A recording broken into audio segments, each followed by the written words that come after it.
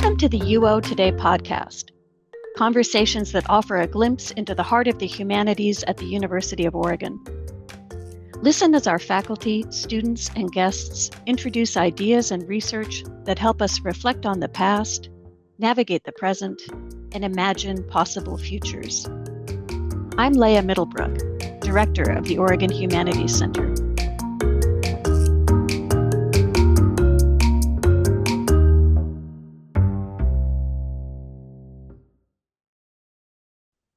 My guest today is Aycan Akçamete, an assistant professor of comparative literature and theater arts at the University of Oregon. Dr. Akçamete joined us here at UO in the fall of 2024. Her research interests include contemporary theater in Turkey and the United Kingdom, interculturalism, theater criticism, and performance studies.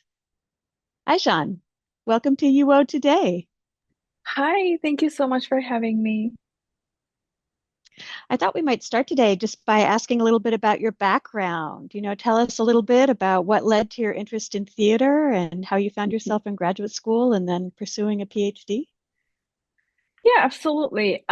So I was always involved in community theater. So theater was always like a space where I feel connected to a group of people and supported and really had a lot of fun doing theater. And I was an English major and I got my master's also in English. So I'm originally from Turkey and that's where I have my education background. And I realized that my interests were beyond the practice of it. So I also wanted to study it more academically. And that's when I also started doing research. And I was always in, because I was an also English major and I got my master's in English. I've always been interested in theater companies in Turkey who were staging British plays. So I was trained in one of those well-known ones who had connections to the UK. He actually, the person that I received the workshop from, even has like a directing award from Edinburgh Fringe Festival. So they have really close connections. And that's how I started asking these questions around how people, just very basic question of how do we take this play from one culture and bring it to the another, and how do people um, interact with it? So that was like the questions I was asking, and that's how I decided to ask it more academically. And I also worked as a reviewer, like a theater critic for 7 years when I was in Turkey. And so, of course, I think I also was questioning my work of when I was reviewing those plays. So part of my work is also looking into theater critics and their role in interpreting all these intercultural, cross-cultural works. Hmm. Sort of building from there, what are some intersections you see between comparative literature and theater arts as two disciplines? So I think they're usually very different because in theater studies, it's some part of the work is usually historiography, like theater historiography, and in comparative literature, I think we have a more like a theoretical lens through which we look at our objects of analysis. So, but I do feel like the field of intercultural studies lends itself really well to being studied comparatively in the very literal sense. And it allows you to use, because in comparative literature also, we do have this multiple people speaking multiple languages and analyzing literary or cultural objects that are outside of the Western context that allows them to use their competencies in terms of like language fluency. And I feel like the field of intercultural studies allows you to use the fluencies and the background that you have in these different like cultural, cosmopolitan sensibilities and the language fluency that you have. So I find specifically that that field or subfield or area of research particularly rich for the intersections of comparative literature and its theory and language focus, and studying theater from that aspect. What are some of the languages you like to work between? So I do. shocking, but I do work in English and Turkish, one of them being my native language. And because my work is also in the UK, I do study directly English, like materials that are in English. And but because the Turkish Kurdish diaspora is very much spread all throughout Europe, I do end up studying some materials in German as well. Some of the playwrights and the theater companies that they have connections to are also in Germany. One of the writers I'm working on is exiled in Germany, in Berlin. So I do also find those materials in German and work in German as well. Mhm, mhm. And how would you describe the discipline of performance studies, which is sort of another discipline that intersects with theater arts and with comparative literature? Well, it's incredibly broad, and so I'm teaching performance studies, and performance studies is the title of the course I teach in theater arts, and performance theory is the title, which is like a different version of performance studies that I teach as comparative literature. So in both classes, we spent like 3 weeks on talking about what performance is, which, when you think about performance studies, um, you need to define what performance is so that you can define what your object of study will be. So we do spend 3 weeks on it. So the very broad approach that people have is anything can be analyzed as a performance. So it's anything really, like not only like a stage performance, but part of the course, for example, we talk about like identity performances, and we talk about, for example, gender identity. We talk about drag shows and also social media performances. So we do approach that from a very broad lens, and I think it's that is not something that I do in my research because mine is more specifically focused in theatrical performance. But what I take interest in is um, broadening our understanding of what constitutes theater. Like, for example, theater criticism is a part of the performance or the theater event. It doesn't fall outside of it. So, yeah, so I don't think my work is in line with the this very broad spectrum approach is what it's called, this analyzing everyday performances. But I do focus on theatrical performance from a different lens and bringing in the social networks and especially networks with the critics as part of a performance as well. Oh, that sounds terrific. That sounds really interesting. You're currently working on a book, and I have in front of me the note that the title is Staging Turkey at Arcola Theatre, Intercultural Networks, and Cosmopolitan Spectatorship. I think I might like to start by asking you what's special about the Arcola Theatre, and then after that, we'd like to just hear more about your book. So Arcola Theatre is probably one of the longest standing and like one of the most consistent um, diaspora theater that is established and run by Turkish Kurdish immigrants. The most immediate connection that the people from Turkey have is with Germany. And there are also a lot of playwrights, there's like a one specific theater company. There are like multiple theater companies actually, where these Kurdish Turkish artists are concentrated. But what is specific about Arcola is that it just starts out from nothing, basically. So this is a really funny story, but there's like a Turkish Kurdish neighborhood that consisted of the immigrants, and they all had their businesses there. So there were like all these warehouses and factories.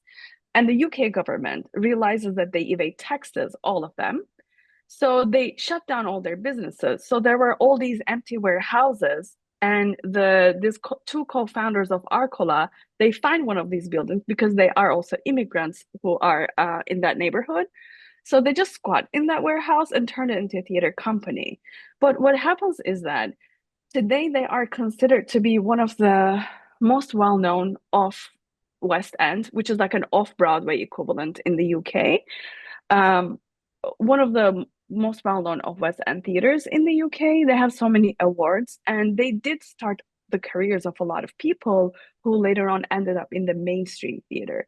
So I feel like it is really hard for a diasporic community to be even considered as a part of that national theater landscape, especially in a landscape that as rigid as the UK, where the idea of theater is incredibly limited, and it's so hard to make those connections. And I don't know what people think, but also being a Turkish immigrant has a lot of repercussions and implications. Um, which meaning that there could be a lot of racism that you face, for example. So theater is never independent of what is outside of the theater building. So that these all play into, these are all the challenges and the hardships that they face. And I do admire how consistent they've been, even though they lost a lot of funding, they didn't make any money, but they just kept going. And what is important is that there are so many political narratives that are censored in Turkey, and their diasporic space becomes a place for all these narratives to reach not only the immigrant audiences who know these narratives and they learn more about them or they watch it represented on stage, but also London audiences as well, which is probably a very heterogeneous audience. But um, so I think it's important to that it gives a space for to perform those narratives too. Hmm. How long has it been running? When was it founded and when did it get going? It was in 2001 that Uh-huh. it, Yeah. it was established. So it's Yeah. actually very new when you think about how some of the theaters in London have been around for like a really long time. But I think it's so hard to get the recognition, and it is, I think, such a strength that it's still going. And also, Okay. interestingly, all these people who were in Germany for like years and decades, the first academic book about Turkish theater makers in Germany, it came out a couple of years ago, and it was Hmm. still arguing that, oh, these people are part of German theater too. Like there's still so much exclusion, or like a negative discourse surrounding them. Are they German? So I think Arcola has overcome that as well, which they purposefully did some season plannings around that as well. So that is also admirable. So interesting. Are there other elements of your book you'd like to draw in? So the book sort of tells us this story. Do you have theoretical approaches or special examples? So, the theory, it's like a methodology that I developed in my dissertation, and I do trace the social networks through reviews and critics, and some other factors that help these intercultural theater productions come into being. So it does tell the story of the theater company, but what I do is more like looking into all the different actors and nodes in their network. So, for example, let's say I'm looking into a play, and I look into who reviewed this play. Let's say I find this, okay, so it's like this writer from Time Out magazine, for example. Then I trace all the connection that that reviewer has to all the cast members. Did they ever review their plays before, to the director, to the theater company, and other reviews that they wrote for similar scale theater companies? And I also trace this to the publishers and also other factors like non-human actors. Like, for example, what factors play into this formation of the network? Is it funding, for example? Is it the political tension between Turkey and UK, which happens to play a role sometimes?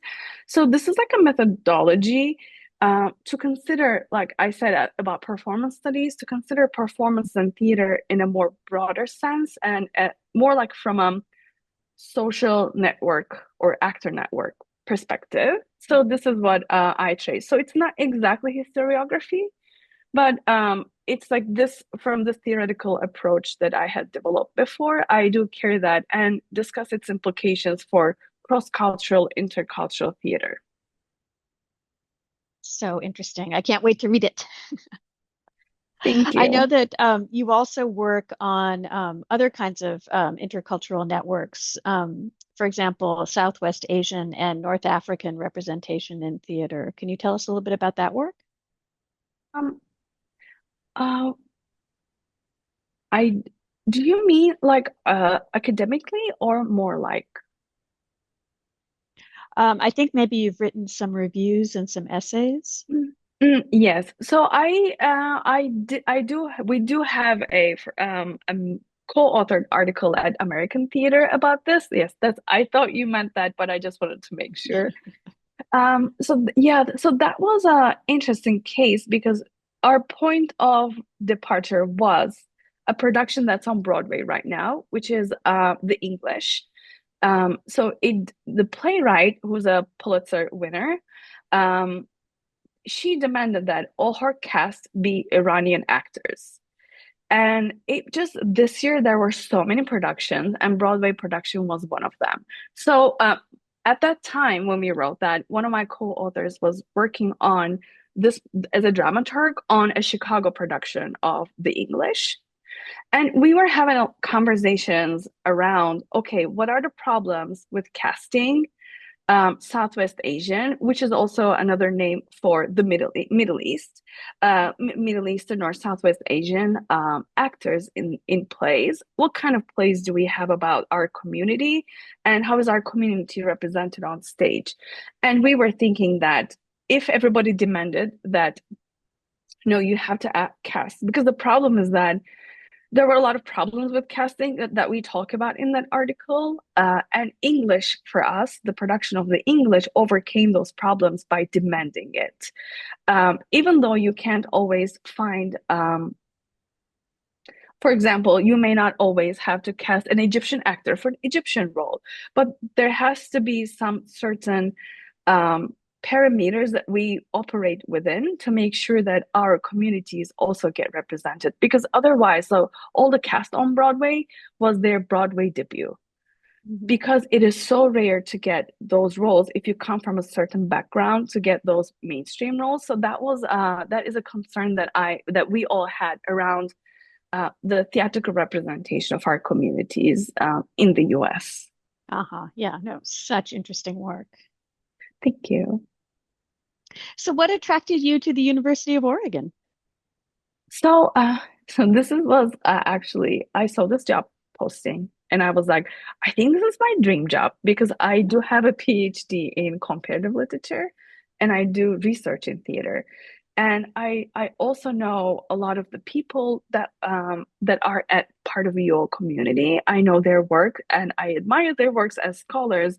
And I was thinking like, how great would it be if I had the chance to be their colleagues? I mean, that would be really a dream come true for me. So that is what attracted me. And when I came during the job search process, I also saw how welcoming people were, and I did. I always admired how humble everybody is, and how welcoming and amicable everyone was. So what drew me first in was, of course, that I thought that it could be a great academic home for me, two of my homes, basically, literally, as my two departments. And during the process, it made me really feel great as a candidate. The atmosphere and how I was treated, it was a really good experience as a candidate. So that made me felt more assured that okay, I will really love that if I could have this job. Yeah, so those are the I think two reasons: the scholarly community and that community being so really being close together. Well, I hope that you continue to just view this as a welcoming spot in which to flourish. We're all so happy to have you here. Thank you. Can you tell us a little bit about what classes you're teaching this term and anything you'd like to tell us about how you approach your teaching? So this term, I'm teaching History of Theater 2, which is like a three sequence course that we offer in theater arts. And so there's one, two, three for like your students can take, don't have to take all of them. But I'm teaching theater history from 16th to 19th centuries. So which is a time where if you, for example, take an anthology or a theater history book, Usually in more traditional ones, what you will see is about European theater and American theater for the 19th century part. And usually there was used to be a lot of erasure of, for example, indigenous cultures, indigenous communities, Black theater in 19th century in the US. So the approach that I take to that one was, okay, what is excluded from our idea of theater history and what cultures these people do exist, of course. These cultures, performance cultures exist, but we don't study them as part of theater history because our idea of what theater looks like is very European. That's why we end up talking about the same European playwrights, which we should, of course, they're part of history too. So what I did was, in addition to European playwrights and history, I do, for example, we do talk about Hawaiian performance. We do talk about Ottoman performative traditions, and we talk about African drama. And this gives us a chance to look into their very rich ceremonies, traditions, rituals that are accompanied by lots of like music, improvisation, and also oral cultures and performance cultures. So my approach to that one is broadening our understanding of what goes in theater history, and also a lot of connections to colonialism because around that time nothing exists outside of those relations. So we do end up talking a lot about theater and power, basically. And I'm also teaching performance theory for comparative literature. And for that one, my main approach is usually we read a lot of theoretical works. So how do we connect this to the outside world? What does this even mean? So that is the approach that I take. So we read a lot of theoretical works, but we also watch a lot of performance art, like Yoko Ono, Marina Abramovic, and we also look into other performances like The Couple in the Cage to talk about how performance can also be a site of resistance to challenge colonial narratives, for example. And in the second half of the course, we're looking into everyday performances. We look into social media profiles, which I think my students have a lot of fun doing because we talk about everyday performance. I taught a version of this last term. There was a lot of Chappelle Roan. We watched a lot of Chappelle Roan videos, drag shows. So yeah, it's like again, like trying to connect it to the outside world and whatever the students are interested in. Sounds fantastic. Thank Well, you. thank you for taking time to have a conversation with us today, Aycan. We really appreciated the opportunity. Thank you so much for having me. I really appreciate have the chance to talk to you. I've been speaking with Aycan Akçamete, an assistant professor of comparative literature and theater arts at the University of Oregon.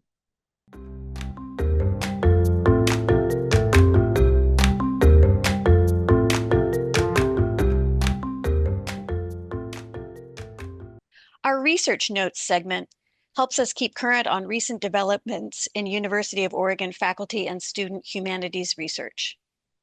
As part of this project, we sometimes call attention to books and awards from 2019, 2020, and 2021 when the COVID-19 pandemic made it difficult to get word out about some important innovative publications, such as the book we will be discussing today, Speculative Enterprise, Public Theaters and Financial Markets in London, 1688 to 1763, by Dr. Mattie Burkert. Speculative Enterprise was published by the University of Virginia Press in 2021.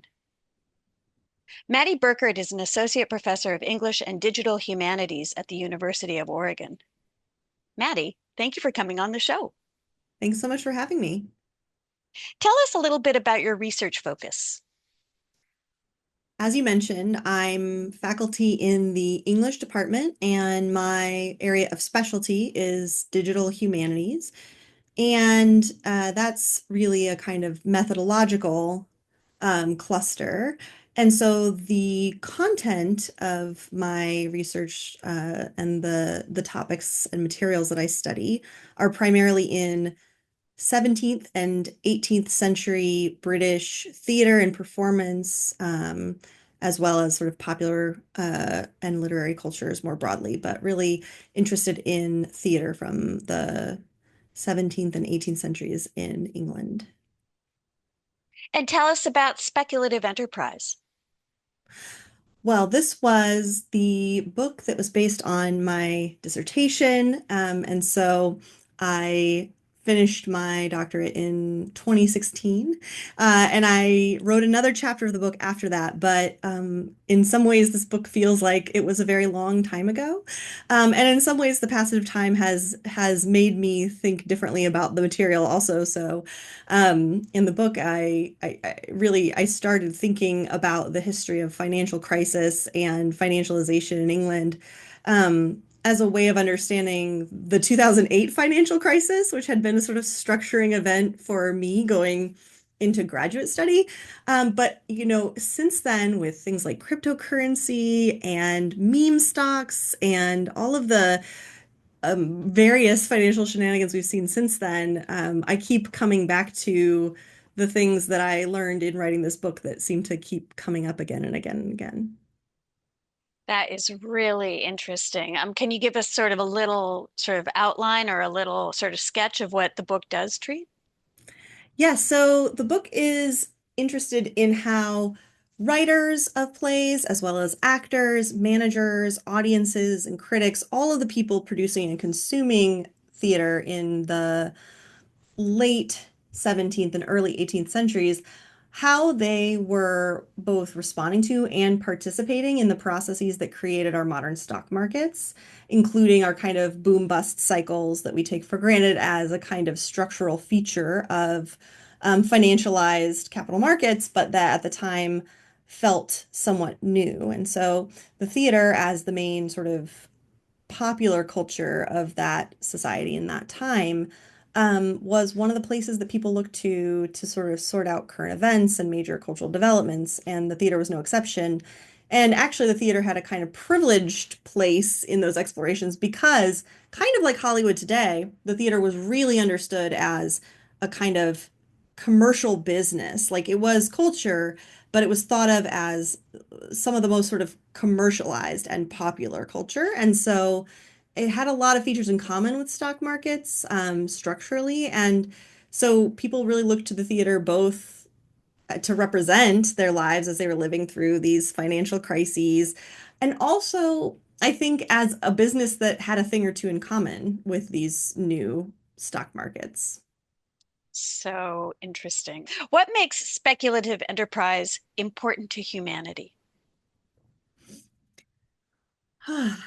Well, I feel like this is the joke about like my readings of three poems will change the world.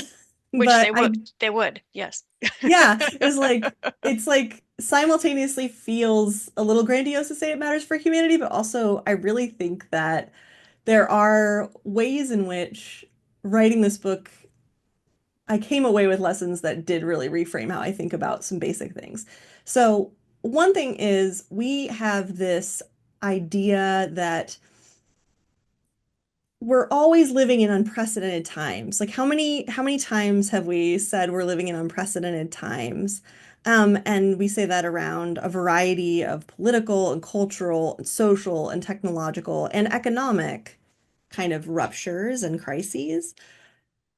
And all of the writers and critics and actors that I'm looking at in the book were already interrogating the idea that there was anything new about the structuring reality of crisis as basically baked in to having a financialized capitalist economy.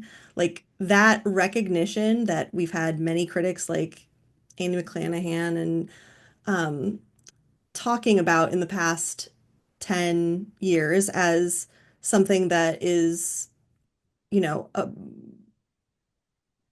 particular to our sort of 21st century late capitalist moment, is also already kind of seen as that newness is already being poked at as a myth, even in the 18th century, that they're already saying this isn't something exceptional. This is exactly what we would expect from a system set up this way. We've seen this before. We had tulip mania in the Dutch Republic in the 1630s. We've had already, just from the very beginnings of these instruments of financialization, we've always had crisis as a structuring reality.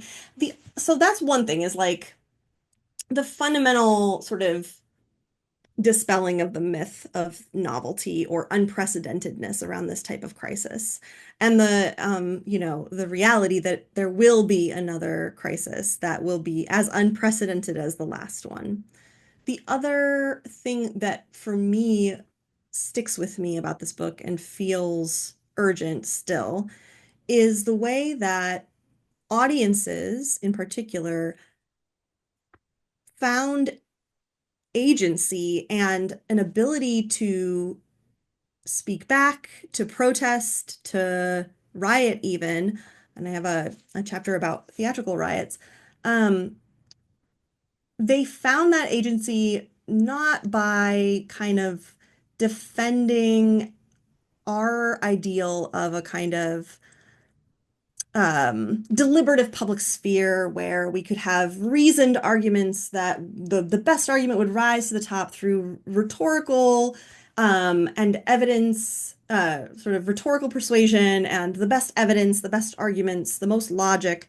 We talk about this as the age of reason. We look back to the 18th century sometimes as like an enlightenment, and we talk about the idea that we've somehow sort of like lost this deliberative public sphere with the rise of mass media and all of these you know, internet, digital technologies, that we had this kind of opportunity to have a digital um, public, a digital kind of agora, but instead what we have is just like trolls, right? And doxing, right? We have all of these myths that we've sort of declined from an era when you could have a kind of debate in the public sphere and the case would be decided by reason and logic and evidence.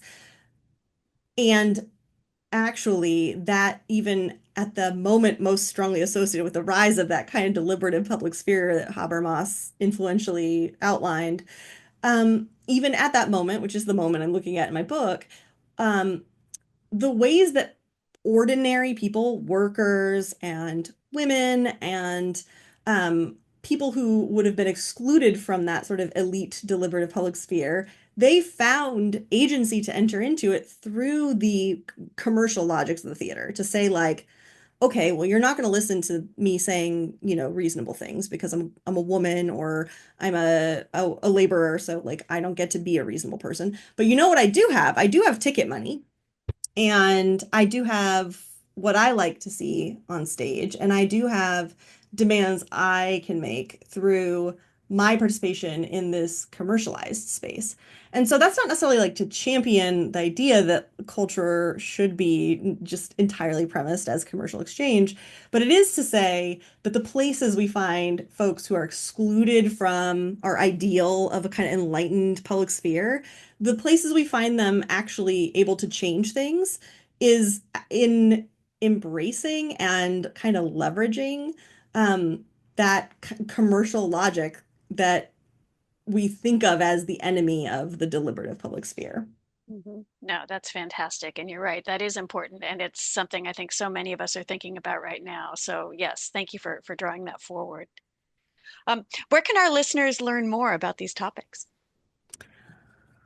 Well, as I said, the book feels a million years ago in some ways. And the project I was working on alongside the book and that I'm continuing to work on today is a database of 17th and 18th century theatrical performances called the London Stage Database. And I had previously had a grant from the National Endowment for the Humanities to develop the initial version of the website, but I now have a larger NEH grant for a 3-year period of time to really build it out and make it something that is much more much richer. So instead of just having a calendar of events that you can search from the 18th century stage, building out multimedia, being able to see things like playbills, being able to learn more about the actors listed for a performance or more about the writers and the plays, the musical performances that would have gone on. So we're working on creating a much richer experience. But already the database of performance events, 52,000 or so events, um, has been something that people have been able to do amazing things with in terms of data visualization, in terms of class activities. Family genealogists use the site a lot. And so londonsagedatabase.uoregon.edu is where that site is, and we'll be making a lot of changes and updates to that over the next couple of years. And I would also really recommend checking out the work of the R18 collective, the R/18. The R is for restoration, which is like the late 17th century in England. And their whole idea is to consult as dramaturgs and producers with creatives and theater practitioners to get more of these plays from this moment into our current repertoire. And that can be kind of hard to do. Like we've got a lot of Shakespeare, and we've spent a lot of time thinking about what to do with Shakespeare to bring him into the 21st century. But with 17th and 18th century plays, there hasn't been the same amount of reckoning with, what comes forward, what needs to be addressed in terms of whether it be like race, class, gender, sexuality, or just like cultural references that don't make sense to an audience today. They are basically doing that work for 17th and 18th century plays and getting them in front of audiences all over the world. And they have a great website with all kinds of resources that you can use to go learn more about the theater in this time, or to go see like YouTube videos of performances that they've sponsored or consulted on. I think they're doing really cool work, and I definitely recommend checking them out as well. Thank you so much for those references. I've been speaking to Mattie Burkert, Associate Professor of English and Digital Humanities at the University of Oregon. We were discussing her book, Speculative Enterprise, Public Theaters and Financial Markets in London, 1688 to 1763, which was published by the University of Virginia Press in 2021. Thank you for coming on the show, Mattie. Thank you so much for having me. UO Today is a production of the Oregon Humanities Center at the University of Oregon. Thanks for listening.